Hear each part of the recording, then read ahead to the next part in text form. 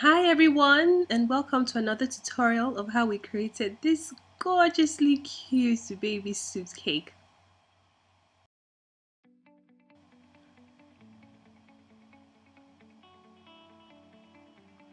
So we baked in a rectangle pan and used a template to cut out the shape that we wanted. And then the next thing was to crumb coat the entire cake on the sides and on the top. So this step is very important as crumb coating helps to seal in the crumbs, cover any holes, and of course to give us like a sticky surface for the fondant to adhere to the cake. Next we prepared the fondant and rolled it really flat, well not too flat but about 1/8 of an inch, and covered the entire surface of the cake. So once the cake was covered in fondant, then it was time to cut off any excess that was remaining off from the sides, like so. So using a ball of fondant, we're able to go into the corners and the sides of the cake to smoothing it out. So after this step, we're ready for the second half of the design process. Now what we just did here was place gum paste over the existing fondant cover that we first did, and with this we just kind of make pleats here and there to kind of mimic like a folded cloth, or more like the crease that you see when a cloth is worn. And then once I was satisfied with how it looked, I just cut off the excess with the scissors.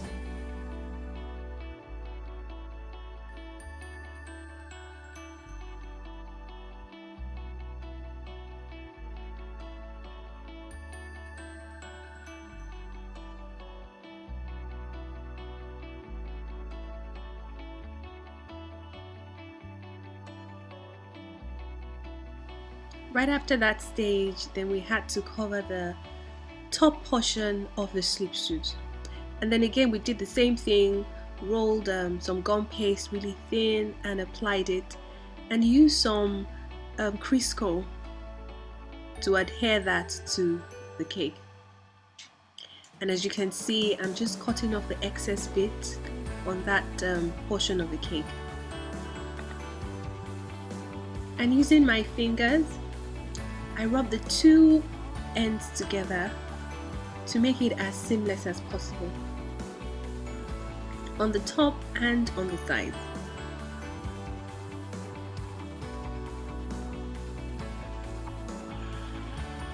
Now to the fun part.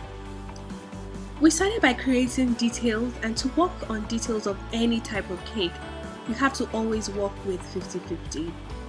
So I've just rolled a thin strip of 50-50. As you can see, it's really thin.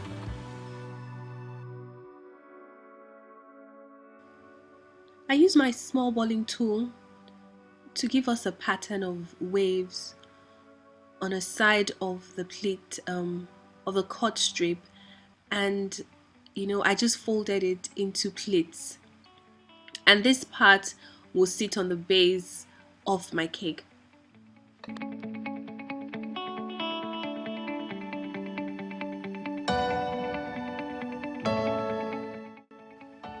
So using some Crisco, we attach the pleats we had just made onto the base of the cake,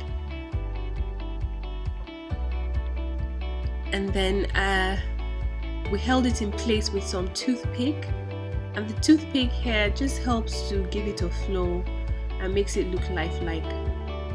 And then we added some more details and used royal icing as kind of like the gum to hold that together onto the cake.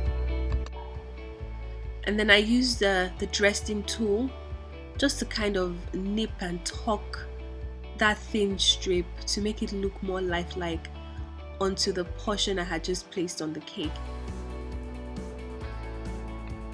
Now, using the same technique but with a slightly different shape for the arm, we also apply this frill on the cake.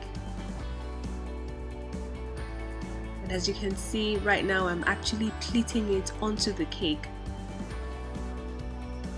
And there's really no right or wrong way to do this. Just make sure there's a flow.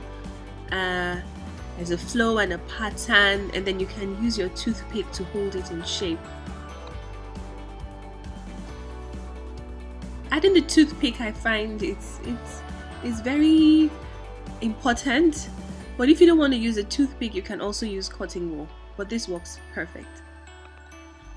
Now we're trying to work on the lace portion of the neck, and I used a silicone mold and rolled some gum paste, and I got this pretty textured design. So to finish this off with luster dust, I just used a fluffy brush to dust the luster white over that entire surface, and I used a craft knife to cut out the shape. Then my pizza wheel cutter to remove any excess fondant, and I place this onto the collar that we're going to adhere onto the cake. Now, using some edible glue, I attached the lace detail onto the collar we had made earlier on. I attached the remaining parts to make the collar a full set, and I have to join it cleverly so that the seams will not show.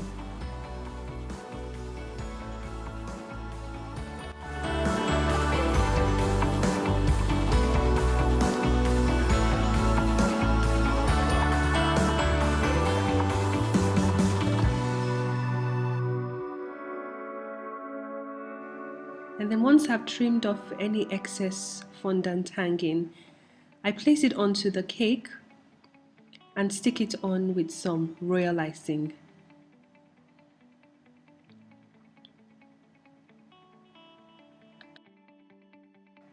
Next, we put a long strip of 50-50 around the base of the cake,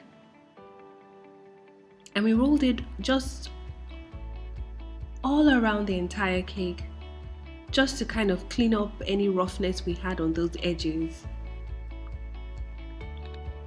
And after that, I got my assistant to cut out the remaining details we had to place on the cake. And we're going to make this portion a bit faster. Here we're adding some gold details, luster dust, and some glitter.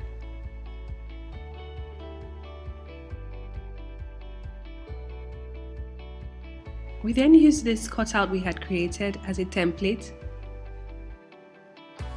and we're able to get this detail as well with 50-50. And then here's my stitching wheel tool. I'd use that to get the details we have on the edges. And then for that portion, I just added a bit of edible glue, and onto that I placed some glitter because I just wanted that portion of the crown to have the gold detail.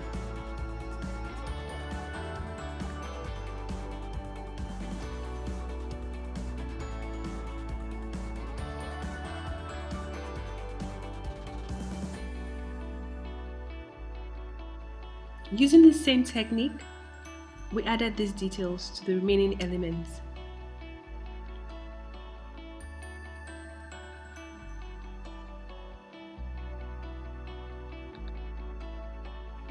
And then just to finish up the cake board nicely, we used a draping method to just cover the entire surface of the cake board to mimic, like a cloth on a bed sheet or something.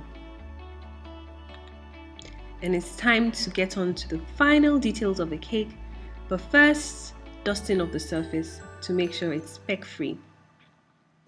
And then one by one, we place all the elements we had worked so hard to make. And this is the part I really enjoy.